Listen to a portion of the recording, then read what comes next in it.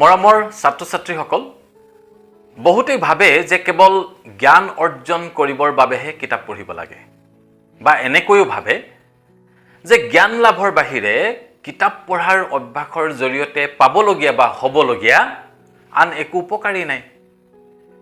কিন্তু আচল কথাটো হ'ল কিতাপ পঢ়াৰ অভ্যাসৰ জৰিয়তে আমাৰ অনেক কিছু উপকাৰ হয়, কিন্তু সেইবোৰ নজনাৰ বাবে হয়তো আমি বহুতেই কিতাপ নপঢ়ো বা পঢ়িবলৈ ইচ্ছা নকৰোঁ। কিন্তু কথা হ'ল কি কি উপকাৰ হ'ব পাৰে কিতাপ পঢ়াৰ অভ্যাসৰ জৰিয়তে। প্ৰথম কথা, নিয়মিতভাৱে কিতাপ পঢ়াৰ অভ্যাসে আমাৰ মগজু খুব শক্তিশালী কৰি তোলে।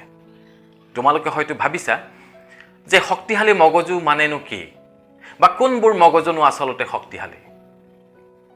ধৰা APJ আব্দুল কালাম আজাদৰ দৰে এগৰাকী যশস্বী বিজ্ঞানী গৱেষক, ডক্টৰ ভৱেন্দ্ৰনাথ শইকীয়াৰ দৰে এগৰাকী চিন্তাশীল লেখক, আব্ৰাহাম লিংকনৰ দৰে এগৰাকী দক্ষ ৰাষ্ট্ৰপতি, বিল গেটছৰ দৰে এগৰাকী সফলতম ব্যৱসায়ী উদ্যোগপতি, নৰেন্দ্ৰ মোদীৰ দৰে এগৰাকী প্ৰধানমন্ত্ৰী, এওঁলোকে দিনটোত কিমান বেছি কথা, কিমান বেছি গভীৰভাৱে চিন্তা কৰিবলগীয়া হয় বা কিমান বেছি কাম কৰিবলগীয়া হয়, সেই আচলতে আমাৰ দৰে সাধাৰণ মানুহে অনুমান কৰাও কঠিন।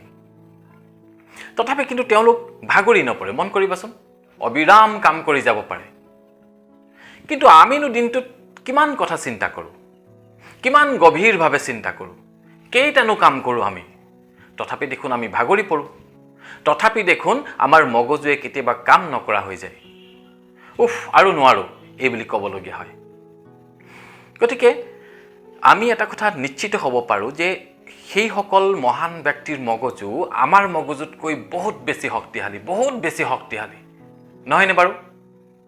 কিন্তু আমিও আমাৰ মগজুবোৰ শক্তিশালী কৰি তুলিব পাৰোঁ খুব সহজে, আৰু সেয়া হৈছে নিয়মিতভাৱে কিতাপ পঢ়াৰ অভ্যাসৰ জৰিয়তে। এয়া মই কোৱা কথা নহয়, এয়া গৱেষণাই কোৱা কথা। দ্বিতীয় কথা হ'ল, কিতাপ পঢ়াৰ অভ্যাসে আমাৰ কিছুমান চাৰিত্ৰিক পৰিৱৰ্তন ঘটাব পাৰে আমি গম নোপোৱাকৈ।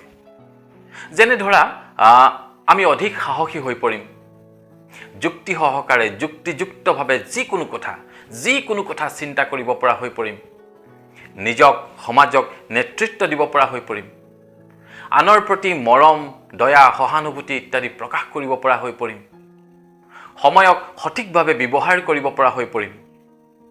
আৰু এইবোৰৰ লগে লগে আমাৰ শব্দ জ্ঞান, ভাষা জ্ঞান অধিক টনকিয়াল হ'ব। সাধাৰণ কথা এটাকো আমি ধুনীয়াকৈ মাৰ্জিতভাৱে খুব ভাল লগাকৈ ক'ব পৰা হ'ম। ভাল নালাগিবনে বাৰু? মৰমৰ ছাত্ৰ-ছাত্ৰীসকল, তোমালোকে জানি আচৰিত হ'বা যে কিতাপ পঢ়াৰ অভ্যাসে আমাৰ জীৱনৰ ভাগৰ, অৱসাদ আঁতৰাব পাৰে। আমাৰ যেতিয়া ভাগৰ লাগে আমি তেতিয়া কি কৰোঁ? অলপ জিৰণি লওঁ, নতুবা একাপ চাহ খাওঁ, আৰু নহ'লেও বা এটা গান শুনো, নহয়নে? কিন্তু এটা গৱেষণাই কৈছে যে কিতাপ এখন পঢ়িবলৈ চেষ্টা কৰিলে আমাৰ মনৰ, শৰীৰৰ 68% ভাগৰ, অৱসাদ আঁতৰি যায়। কিন্তু চাহ খোৱা বা গান শুনাৰ জৰিয়তে শৰীৰৰ, মনৰ ইমান ভাগৰ আঁতৰি যাব নোৱাৰে বা নাযায়। এটা আচৰিত তথ্য নহয়নে বাৰু? তোমালোকে জানি অধিক আচৰিত হ'বা যে কিতাপ পঢ়াৰ অভ্যাসে আমাৰ শৰীৰটোক বহু পৰিমাণে সুস্থ কৰি ৰাখে। অনেক বেমাৰ আজাৰৰ পৰা আমাক বচাই ৰাখে এই অভ্যাসে। মানসিক স্বাস্থ্যও ভালে ৰাখে, ভালদৰে টোপনি অহাত সহায় কৰে, স্মৃতিশক্তি বৃদ্ধি কৰে। বয়স বাঢ়ি অহাৰ লগে লগে কিছু লোকক এলঝেইমাৰ নামৰ এবিধ ৰোগে আক্ৰমণ কৰে। তোমালোকে বহুতে জানা। তেওঁলোকে কথা পাহৰি যায়, মানুহ পাহৰি যায়, তেওঁলোকৰ মগজুৱে সঠিকভাৱে কাম নকৰা হৈ যায়। কিন্তু গৱেষকসকলে কৈছে যে যাৰ কিতাপ পঢ়াৰ অভ্যাস আছে বা থাকে, তেওঁলোকৰ এই এলঝেইমাৰ নামৰ অসুখ হোৱাৰ সম্ভাৱনা খুবেই কম থাকে। আৰু আটাইতকৈ আমোদজনক, আটাইতকৈ ভাল লগা কথাটো হ'ল যে কিতাপ পঢ়াৰ অভ্যাসে মানুহৰ জীৱনকাল বৃদ্ধি কৰে। তোমালোকে আচৰিত হ'বা জানিলে।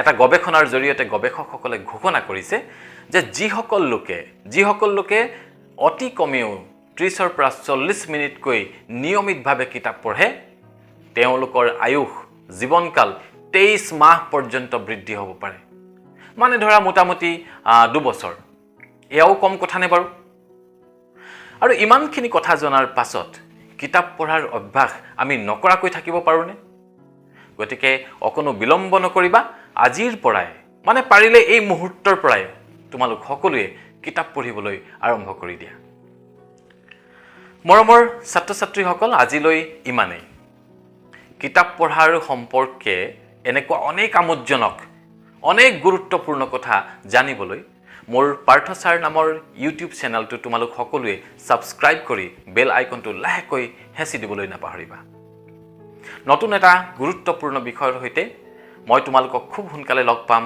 মোৰ পৰৱৰ্তী ভিডিঅ'ত তোমালোক সকলোৰে ভাল হওক খুব ভাল হওক তাকে কামনা কৰি মই তোমালোকৰ পাৰ্থ ছাৰে আজিৰ ভিডিঅ'টোৰ পৰা বিদায় লৈছো ধন্যবাদ